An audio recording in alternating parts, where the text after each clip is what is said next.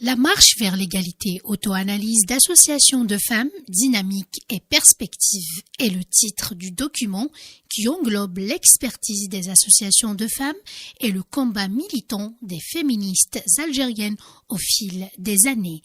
Réunir les efforts des associations pour construire aujourd'hui un mouvement pour l'égalité constitue le cheval de bataille des associations de femmes ainsi que des associations généralistes, mais aussi et surtout cibler les jeunes afin d'arriver à une parfaite égalité entre les hommes et les femmes en matière de droits et de lois, ainsi que sur les questions de l'émancipation de la femme.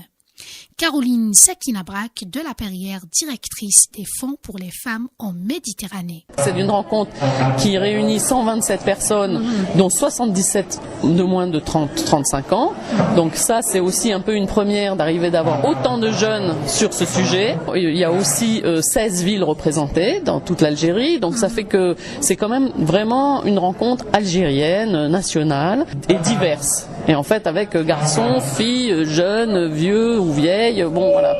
L'idée de la rencontre, c'était d'arriver à réunir à la fois les associations de femmes qui existent déjà, mais aussi les associations généralistes de l'enfant, de la citoyenneté, écologique, culturelle, qui toutes portent quand même les valeurs de l'égalité entre les hommes et les femmes, donc ils se retrouvent sur ces valeurs-là, et pour voir un peu comment on peut travailler ensemble et former peut-être un mouvement beaucoup plus fort. En fait, on se rend compte qu'il y a beaucoup d'associations qui, dès qu'elles peuvent, font une formation sur le genre, font une formation à l'égalité, travaillent sur les droits des femmes, et même par exemple des associations avec les enfants qui vont essayer de faire une éducation à la citoyenneté et à l'égalité. Vraiment là, l'idée c'est vraiment de faire une sorte de réseau où tout le monde aura les adresses de tout le monde pour pouvoir inviter, pour pouvoir se renforcer en fait.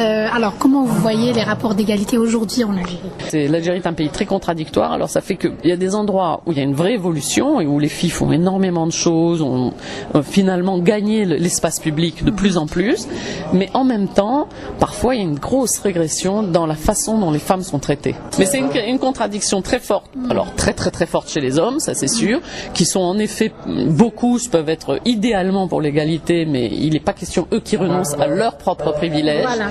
Sauf que par contre, ces hommes-là, ça c'est là l'avancée et la chance qu'on pourra peut-être avoir, c'est que pour leurs filles, ils n'auront pas le même traitement que pour leurs femmes. C'est-à-dire que leurs filles, ils vont peut-être leur laisser plus de droits, ils vont peut-être plus la considérer comme un être humain à part entière. Et même chez les femmes ne sont pas claires elles-mêmes, mais c'est normal, c'est une question d'éducation.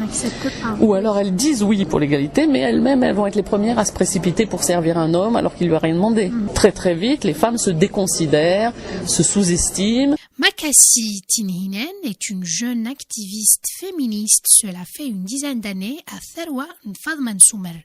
Par ailleurs, Tinhinen est militante au plan politique au sein du PT, Parti socialiste des travailleurs. Tinhinen revendique un mouvement féministe représentatif de la masse des femmes. J'ai commencé ma lutte lorsque je me suis moi-même heurtée au front du patriarcat. J'avais 15 ans quand je voyais mes frères qui avaient le droit de sortir et que moi j'avais besoin d'un alibi pour pouvoir sortir. C'est là que j'ai commencé à militer au sein de mon lycée par des petits comités, par des petits tracts. Puis il y a eu l'université aussi. Mon parcours à moi est très complexe puisque j'ai été politisée par mon père et en même temps freinée par mon père. Donc tu as le droit de réfléchir. Tu dois lire des trucs politiques et tout, mais tu dois te plier aux règles du patriarcat. On doit cohabiter, les hommes et les femmes doivent vivre ensemble parce que qu'on le veuille ou non, on subit les mêmes conditions socio-économiques. Donc si déjà on subit les mêmes conditions socio-économiques, donc on devrait évoluer de la même manière. Mais nous, de par notre séparation, on n'arrive pas à vivre de la même manière. On est séparés. On est opprimé par un gouvernement, on est opprimé par le patronat, on est opprimé par les pressions étrangères, on est opprimé aussi les deux cultures qu'on nous balance via la télévision. Il y a d'un côté une culture occidentale qui tend vers la pseudo-liberté, le rêve américain, le rêve à l'occidental. Il y a aussi la télé orientale qui nous conditionne dans une certaine fermeture d'esprit et tout. Donc, c'est aussi la question de la religion. Il y a aussi la question de la religion. Pour moi, il il devrait y avoir séparation du politique, de l'État, du politique et du religieux. La religion est une affaire personnelle. Tu veux être musulman, c'est des libertés personnelles. Il y a des femmes, si elles ne portent pas le foulard, elles ne peuvent pas sortir de chez elles. C'est comme le travail. Il y a beaucoup de filles qui le portent pour pouvoir être libres. Oui. Parce que quand tu portes le foulard, entre parenthèses, tu es bint familia, donc ton père ne te contrôle pas trop. C'est une protection quelque part. Ça, c'est une dimension qu'on ne doit pas oublier. La protection qu'offre le voile à la fille pour qu'elle puisse sortir, pour qu'elle puisse rentrer le soir à 6h, 8h en sortant du travail ou rentrant de la fac chez elle, sans risquer de se faire agresser. Pour moi, on doit agir en réussissant à organiser un mouvement féministe représentatif, qui représente la masse des femmes. Les mouvements féministes qu'on voit aujourd'hui ne sont pas représentatifs de la masse des femmes. Pour moi, c'est investir ce qui est le rural, et l'urbain et le populaire. C'est par là que mon projet militant à moi, c'est ça.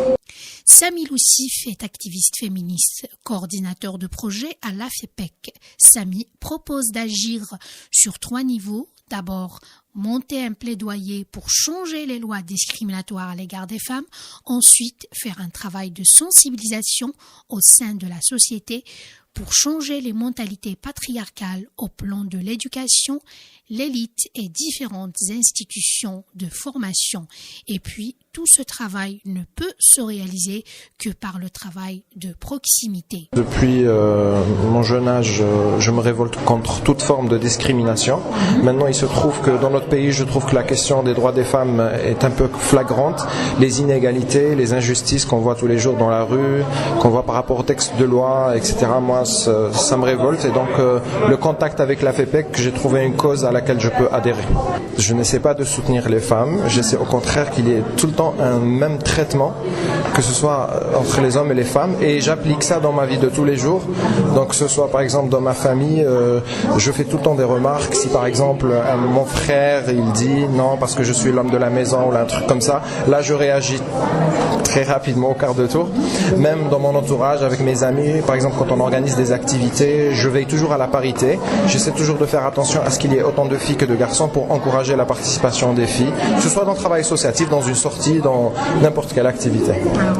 Dans notre société, moi je pense qu'il faut agir sur 3 niveaux. Il faut bien sûr faire du plaidoyer et du lobbying pour arriver à faire des changements au niveau des textes de loi. Ça c'est très important. Le code de la famille. Le code de la famille de manière spécifique parce qu'il est très discriminatoire. Voilà. Et il est source de et c'est la première source de discrimination. Maintenant, on ne peut pas changer le texte de loi et après être confronté à une société qui n'est pas prête à accepter ce changement. Donc je pense qu'il faut faire un travail de sensibilisation. Ce matin dans les débats, il y a beaucoup de jeunes qui ont dit ouais, il faut faire de l'éducation. Je trouve que c'est un peu naïf, mais c'est pas entièrement faux. C'est important de faire de l'éducation, c'est bien de faire un travail de proximité. Malheureusement, il n'y a pas assez d'associations et de militants pour vraiment éduquer toute la société algérienne. Je pense qu'il faut passer par les écoles. Il faut aussi que les associations... L'égalité à la maternelle. Absolument. Comme l'ont proposé en France. Tout à fait, oui. Et puis, les associations peuvent faire à leur niveau un travail de proximité par rapport à certaines tranches intellectuelles, des médecins, des avocats, donc les étudiants. S'ils peuvent un peu agir sur l'élite, ça peut plus tard produire une nouvelle génération de personnes prêtes à accepter l'égalité entre les hommes et les femmes. Malgré les quelques avancées réalisées pour l'émancipation et la promotion des droits de la femme, les inégalités demeurent flagrantes entre les Algériennes et